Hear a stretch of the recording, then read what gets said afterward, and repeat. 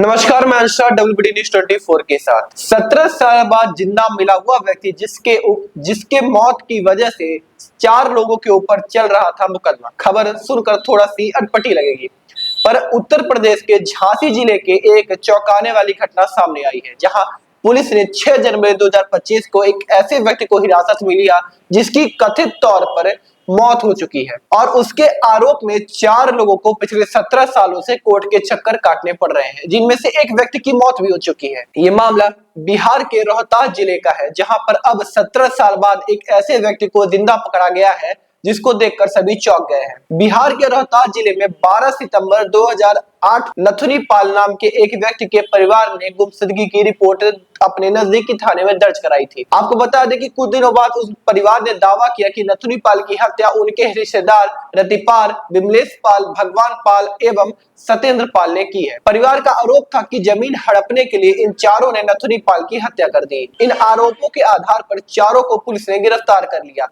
अब उन्हीं को 8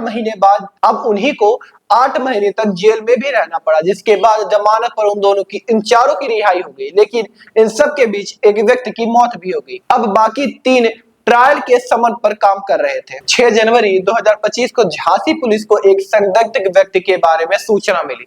उन्होंने उसे हिरासत में लिया और पूछताछ के बाद उसने बताया कि बिहार का रहने वाला नथुनी पाल है।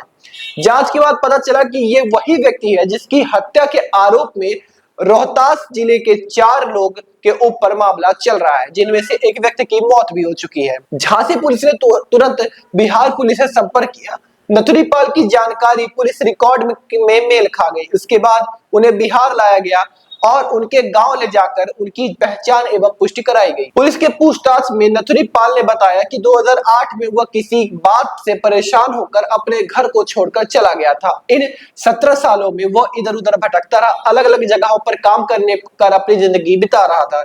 कभी अपने परिवार से संपर्क करने का प्रयास भी नहीं किया। आखिर इस सब के बाद, इस हास्य के विषय के बाद एक सवाल खड़ा होता है कि नथुनी पाल के जिंदा होने की खबर इन तीनों लोगों के लिए राहत तो लेकर आई, पर कोर्ट के चक्कर काट रहे थे। नथुनी पाल के जिंदा होने की खबर उन तीनों व्यक्ति के लिए राहत लेकर जरूर आई, जो काफी 17 सालों से कोर्ट के चक्कर काट रहे थे। पर एक प्रश्न चिन्ह भी आया, इस कोर्ट के चक्कर के चलते एक व्यक्ति की मौत हुई, अब उसकी भरपाई कौन करेगा? चारों आरोपी में से एक के केस के दौरान ही मौत हो गई थी। बाकी 3 रतिपाल, विमलेश पाल एवं भगवान पाल ने सिर्फ जेल में समय बिताया, बल्कि मानसिक एवं सामाजिक उत्पीड़न का भी सामना किया। वहां के थाना प्रभारी चंद्रशेखर शर्मा ने बताया कि नथुनी पाल का शव कभी बरामद नहीं हुआ था। हत्या की मामला दर्ज करने के बावजूद पुलिस के पास कोई ठोस सबूत नहीं थे। अब नथुनी पाल को जिंदा मिलने पर साफ हो गया है कि वो आरोप सभी झूठे थे। पुलिस ने कहा कि नथुनी पाल के जिंदा मिलने के बाद अदालत में सभी तथ्य पेश किए जाएंगे, जिसके बाद झूठे आरोपों में फंसे तीनों लोगों को न्याय मिलेगा तथा इस घटना से कानूनी प्रक्रिया के जांच प्रणाली की खामियों को भी उजागर किया है। आखिर इन सब चीजों के बाद कई सवाल उठते हैं कि क्या पुलिस प्रशासन और बिहार के साथ साथ क्या पुलिस प्रशासन जांच में इतना कमजोर था कि वो आज तक ये तक नहीं पता कर पाया पिछले 17 सालों में कि जिस व्यक्ति की मौत का मामला उन तीनों व्यक्तियों के ऊपर चल रहा है वो सच में मरे हैं। यह मामला न केवल इन 3 लोगों की जिंदगी बर्बाद होने की कहानी है, बल्कि इन व्यक्ति के ऊपर उठते हुए सवाल का भी है कि कैसे बिना ठोस सबूत के किसी की हत्या जैसे गंभीर आरोप लगा दिया गया।